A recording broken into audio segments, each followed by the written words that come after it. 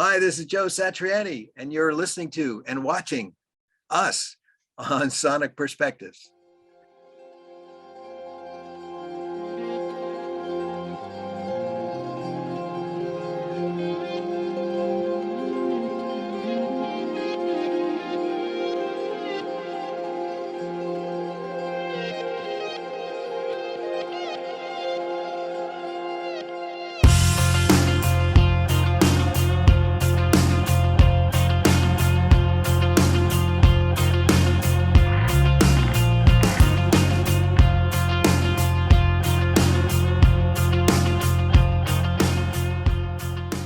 Hello, everyone, and welcome to another interview of Sonic Perspectives. I'm Rodrigo, and today I'll be talking to the guitar virtuoso, Joe Satriani. Joe, thank you so much for joining us. Oh, thank you. It's nice to be here.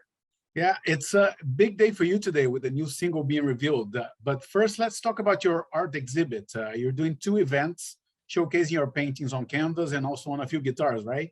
Yeah, yes. I've been painting ever since I was a little kid. I'm youngest of five kids, and my two oldest sisters, twin sisters, are professional artists. So as a young kid, there was always art supplies and lots of talent being thrown around in the house because of their artwork. And when I was, just trying to hang out with them because they were so cool, they would tolerate me and give me a canvas or a sketch pad or something, try to, take that to the corner of the room, leave us alone, that kind of thing. So I just got into the idea of, art expression, and I love the idea, and it fits with being a musician so well. Over the years, I started to get my sketches into the CD or album booklets. I started doing the straps, like these straps here with Planet Waves to Dario, pics, tour T-shirts, using the backdrops for the tour, projecting the artwork. Then 2013, I put a bunch of digital artwork I had done together in a book just to sell to the fans. I wasn't really thinking of publishing out there through a gallery or another company. I just thought I just wanted to share this artwork that they've been seeing in these little formats, like, artwork on pics and stuff, and show it to them in a book, because it really changes your interaction with art when it's in a really nice looking book. So we did a book, and we did a postcard book, which is really funny because no one sends postcards anymore, but the art looked really good on the postcards. And but then I turned to my wife, who's also has a degree in art, and I said, you got to teach me how to paint. I really want to go to canvases, but I don't know anything about how do you get started, And I needed to know about brushes and gesso and preparation of canvas, all this kinds of stuff. So I had good teachers, because not only is my wife an artist, but my son also has a degree in art and studio art, and as well as filmmaking. So he also was able to, guide me when I had these questions, like, how do you, just simple questions. How do you apply this? How do you apply that? How long does it take to dry? What do you do when you want to scrape it? Just the simplest things, because I never had any training. And it just was like a renaissance for me, to tell you the truth. I mean, I just really loved to take these feelings I had inside and put them, on the canvas. Right. Yeah. To be honest with you, I'm a fan, and I saw you in Fremantle, Australia in 2008, and I caught a pic from you, and you had a paint, you had like one of your drawings. I looked at that and I said, he's going to sell it at some point. He's going to commercialize that at some point. So I saw it coming a mile away. Very insightful. Yeah. And well, at the moment, it's just two events, one at the Seminole Hard Rock Hotel and Casino, and the other at the town center in Boca Raton. Is there a chance of more dates being added? We're hoping, like the rest of the world, we're sort of, fighting back against the pandemic. So doing these shows is difficult. They're not, we did a show in 2019 before we had the association with Wentworth Gallery. It was just myself and the guys from Scene 4 Art Collective, because we had been doing the collaborations with the artwork that they do, where they, I don't know if you know about Scene 4, but you know, they take musicians, they outfit them with these gloves that have LED lights in them. You put them in a dark room and you do time-lapse photography while they're playing the drums, guitar, whatever it is they're doing. And then they manipulate them in the computer and create these really beautiful prints. So that started back in 2018, I think it was. And then as they learned that I was painting, they wanted to sort of do collaboration. So we started doing collaborations together and combining my painting and their visual artwork. And we had a gallery opening in 2019 in Los Angeles. But then as we were introduced to Wentworth Gallery, who has a chain on the East Coast, the pandemic came. So then we quickly switched to, let's just focus on producing the art and figure out what we're going to do with it later. And so we had this planned, like a lot of people, we had a lot of things planned because everybody thought, well, in 3 months, this will be over, 6 months, 12 months, 18 months, 24. But here we are fighting back as we do as humans.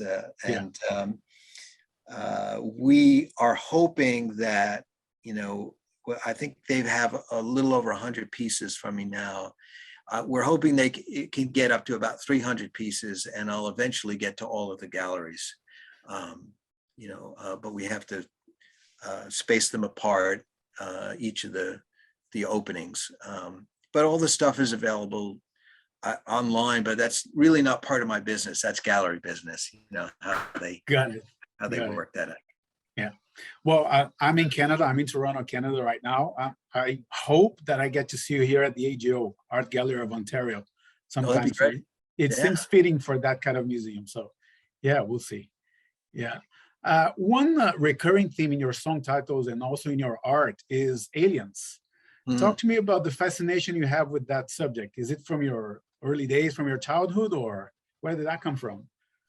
I think so. I think maybe more with this current crop of art, pieces that I've done.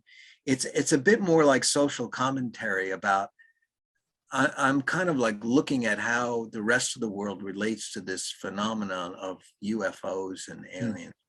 I'm not really coming out and saying aliens are good, aliens are bad, or I don't believe in them, or I do believe in them. I'm saying, isn't it strange that this exists and these icons of these alien icons have now permeated society to such a strong degree? And that's why I started thinking, there's really a way to get people to think if you take some of the alien icons and you change them a bit and you put them in sort of juxtapositions, where you wouldn't normally see them. I guess I was influenced by a lot of great artists that did a lot of that, and I would say in the middle of the last century, there were a lot of artists that I guess they looked around their room and they said, why not have a painting of a telephone? Why not, take a soup can or the American flag or something and just do it, rather than insisting that it has to be a woman naked or a man dressed up on a horse, you know what I mean? Or, does it always have to be a meadow with a mountain in the background and some clouds, So, I really appreciated that because of when I was born and when I grew up, I loved what all of these artists were doing by turning the art world upside down, Right. And although I love the classic artists, I love the ones that had a different slant on it, Modigliani and his beautiful figures, but obviously they're not anatomically correct, but yet they spoke to me more than Botticelli's, you know what I mean? And I love that beautiful organized disorganization of Rauschenberg or Jasper Johns. I really loved the fact that you had artists like Warhol or Basquiat who were actually really good at drawing, but who could create chaos but present it in such an organized way that somehow you loved it. It was pleasing to look at, even though it was completely insane, that's especially with Basquiat. It's such an amazing talent, at that, Yeah. Well, changing gears a little bit. 2 years after Shape Shifting, it just announced a new album today, The Elephants of Mars, with a new single premiering today, actually, Sahara. What can the fans expect this time? Give us an overview if you can. Wow. There's a lot to talk about. I mean, the album, it's funny, I made notes at one point. Actually made notes because I was working with Todd Galapo again from Meat and Potatoes for the artwork for the album. And I really love your background, by the way. Todd would be so happy to see that. He came up with that. I sent him a mix of the title track, and within like an hour, he said, I can't believe it. I got it. Oh, wow. I hope you like it. But then he designed, he wanted to do something with the CD booklet. And he wanted to somehow figure out some sort of artwork. And so he said, can you tell me what each song is about? And so I realized, wow, there's 14 songs. And when I do interviews, it would just be like 3 hours, to get through everything. But, he eventually used my text and my little stories about each song, which are quite detailed, and to create and pull out some alien writing that I had done on some of the Scene 4 collaborative works, and bring it into the CD and album package, which is, it's so cool that he's able to do that. But it reminded me that when I speak to the press about it, I'm going to have to come up with a very simple way of explaining the album, but I haven't done it yet. So, but I can say that, the making of the album was really a unique process, because first of all, we were doing it remotely. So I was always in my studio recording by myself and sending, via the internet, these tracks out to Ray in Australia, the rest of the guys down in Southern California. And everybody got to work from home pretty much. I think the only two guys that got together were my producer engineer, Eric Kodja, and Kenny Aronoff, because he has his own studio in Los Angeles. So, but the fact that we were forced to stretch this out over many months, instead of 10 days of getting bass and drums, and then 3 weeks of getting all guitars and keyboards and percussion, that kind of thing. Usually when you go to a studio, it costs so much money, you stay on schedule and you push really hard. This was just the opposite. The discipline involved was, just because you have time doesn't mean you can get lazy. It was the opposite, actually. It was like, use this time to record your best performances. Right. Not the ones that take the most time, your best. So if you keep going back and listening to what you did yesterday and it's not your best, then don't use it. And you don't have to use it, because there is no time clock, you know what I mean? Right. And so that gave everybody a moment to sort of, relax and exhale and say, I'm going to really think about what I've always wanted to do in a situation like that, not what I'm forced to achieve in the next hour and a half, because we've got to move on to another song. So not only did that help me deliver what I thought were my best performances, but everybody else felt the same way. They felt that finally they could relax and take some time to deliver really unique things that really fit with each song. And the album is extremely diverse in terms of style and texture. And so I kind of put it to them that they were going to have to rise to the occasion. It wasn't like the same sound or the same style for every song. It was complete. Everything was a new trip. Every song was a new chapter, Right. And I noticed you're always changing the rhythm session, one or two pieces, sometimes both of them actually, but this time you have Kenny and Brian Beller. Is this part of an effort to keep things fresh, or is it availability, or what drives that change? Oh, Each album? yeah. I'm glad you brought that up because it's really about keeping things fresh, and my feeling that there's some special energy that might happen when I put together a certain group of people. Mm. And it's interesting. A lot of people know Brian from working with Steve Vai and obviously the Aristocrats, and myself. But actually, he's more of a rocker than a lot of people think. And I think the last bunch of the tours and the bring that out in him. But I think the last album we did together, Shockwave Supernova, didn't really have enough of that to showcase that part of him. And maybe that was because he was there with Marco and Mike, and they felt a little bit more like they wanted to go progressive. But Right. this time around, we didn't have any of that pressure because we were, again, recording remotely. There wasn't any sort of pressing release date or tour date or anything. These turned out to be all positives for getting people to show a deeper side of their musicianship. And definitely, especially, I think you can hear it on a lot of tracks because Brian gets to play some of the most amazing bass guitar I've ever heard him play. Just really amazing. And it's been a special, joy for me to be able to present these guys with tracks and see them scratch their heads and then rise to the occasion. Because I had faith in them that it would work. If I sent them particular tracks, they'd go, what the hell is that? But then they'd go, I think I can do something I've never done before because of this track that Joe just sent, and so, and that's great. And then of course, adding Ray Thistlethwaite to the equation was just a blessing. He's just a remarkable musician, just incredible. And the fact that he can play guitar and sing the way he does on top of those incredible keyboard chops, it's just insane. That does help for sure. Yeah.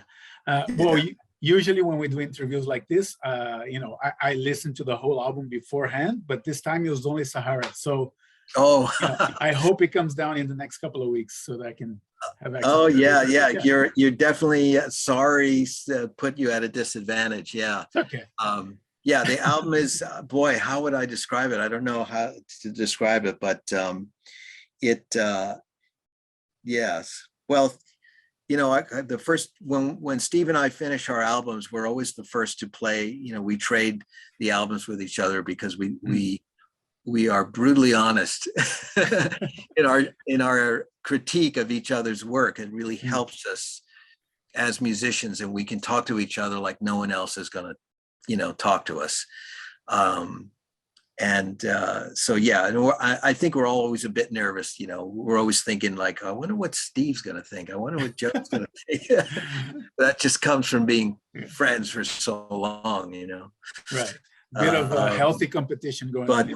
But it's, we are committed to being, to just being completely dedicated to moving the electric guitar playing forward and to make our musicianship as great as we can, no matter what life throws at us. We just keep doing it, and we want to help each other and cheer each other along, certainly, because we both started from nothing, and we know that, and we remember where we came from and how important our friendship is, Right.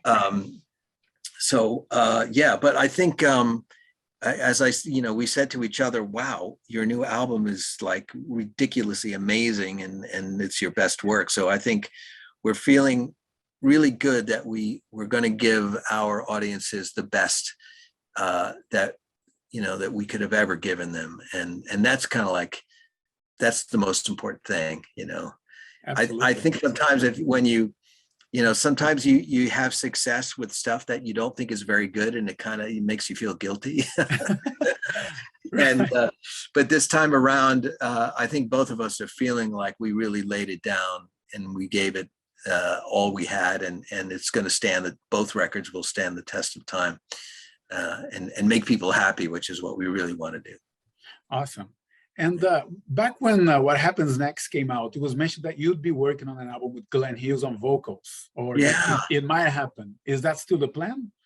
I don't think so. That kind of was, we were all excited about it, Hmm. and then slowly started to fall apart. No. And then I don't know what, it just dissolved. It was just like, but I mean, that happens a lot in the music business, where, you know, you think something's going to happen, you're all excited about it, and then it just sort of fizzles without a lot of fanfare, or, you know, there's not like there's a decision that comes down that everybody calls each other and says, not happening, you know. It just sort of like fizzled. And then when we went out on the subsequent tour, he actually came and joined us on stage in LA, and Chad came out, and we played some Deep Purple, I think it was, and for an encore. It was really a lot of fun.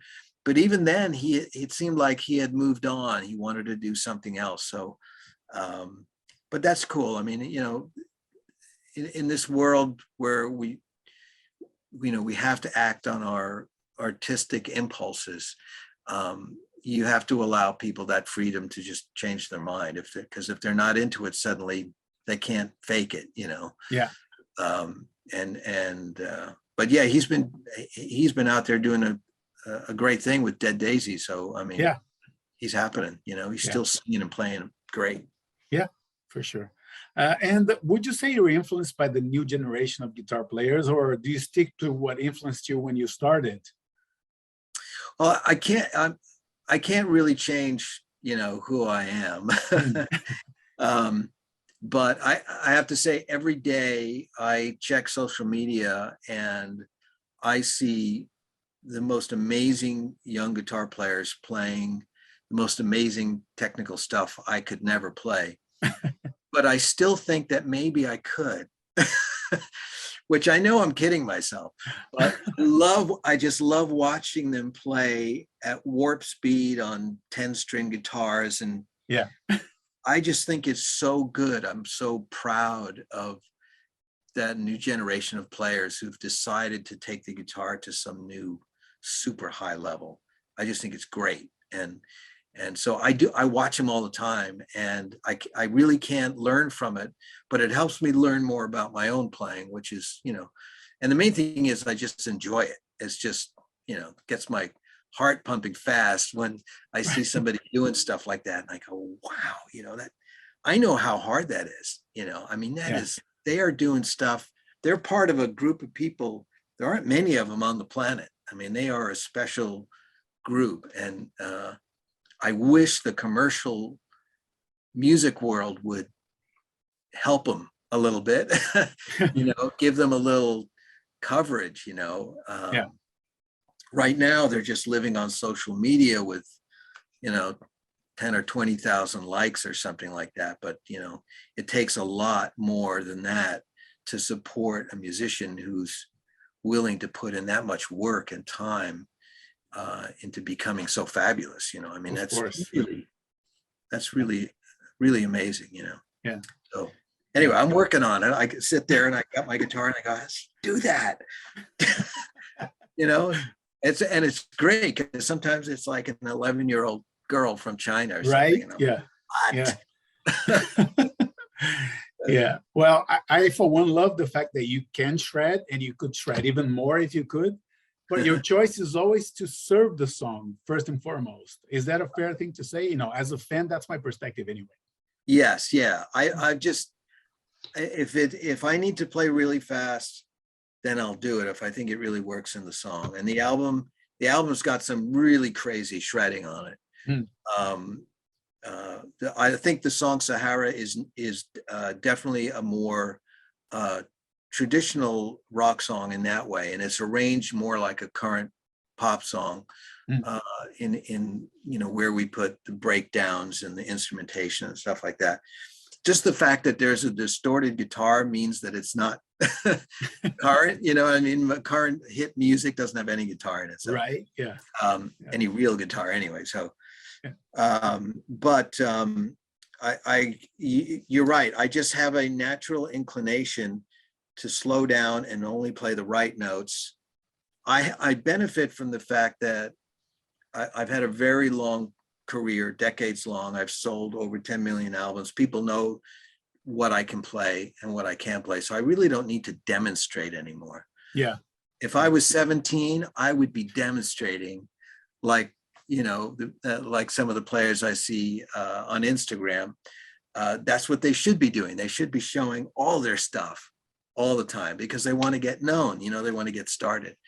But I've already done that. I've been there. So what I need to do is stay mature, stay real, stay natural, and deliver what's, closest to my heart, which I think is really great melodies, solid playing, no extra notes, and just do the real thing, lay it down. Yeah. Well, to close off, let me just ask you one more thing. It's about a series of comic books called Crystal Planet, which is described as Mad Max meets Trump with music. Tell us about that. Crystal Planet. If people go to Heavy Metal Magazine or Incendium, they can see what it's all about. Of course, they can just go to satriani.com and click on the link there. Boy, it's a long story. 8 years ago, I sent my friend Ned Evett, who's a fretless guitar player, singer, songwriter, recording artist. I sent him a song because he volunteered to do a little animated video for the tour that was coming out for the Unstoppable Momentum album. And the video that he put together, he used art characters from my 2013 art book that I had just released.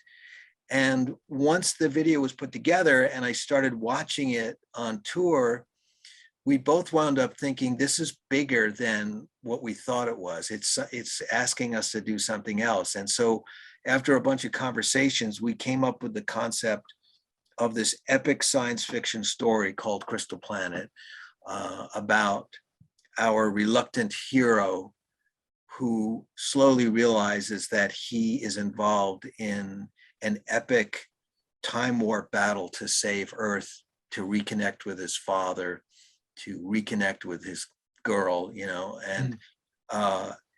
and there's lots of shady and horrible characters that he has to battle along the way. And of course, there's an electric guitar that is a time machine and a weapon and a powerful instrument of good, creating goodness all over the planet. But it developed over a period of years. We brought in Brendan Small from Metalocalypse at one point. He wrote us a few scripts. And then we got some invitations for some other people like Heavy Metal Magazine to do a preview of it. And then eventually, by accident, by association, a few years prior to that, I had worked with Lexi, who is the creator of Incendium and Eternal Descent. And he had written me into the series Eternal Descent, as he did because he's a heavy metal guitarist himself, as well as a writer and an artist. And so I was just part of all the other friends, rock guitar players that he put into this sci-fi series. And he wound up being at Heavy Metal when the new owners came in, and he said, one of the things I really want to do is I want to bring Crystal Planet to a much higher level than what you were trying to do before with the old owner and when we had Brendan Small along with us. So we got a really good collaborating effort together with Lexi, and he brought in some writers and artists to help us turn the novel, because Ned Evett, my partner, wrote the novel, because we wound up, I said this is crazy, but we had demos and scripts for animated shows, movie scripts. Wow. We had done a comic book on our own, And then at some point, Ned said, we have to write like the Bible. So I'll write a novel. So he wrote the whole novel. He's incredibly prolific.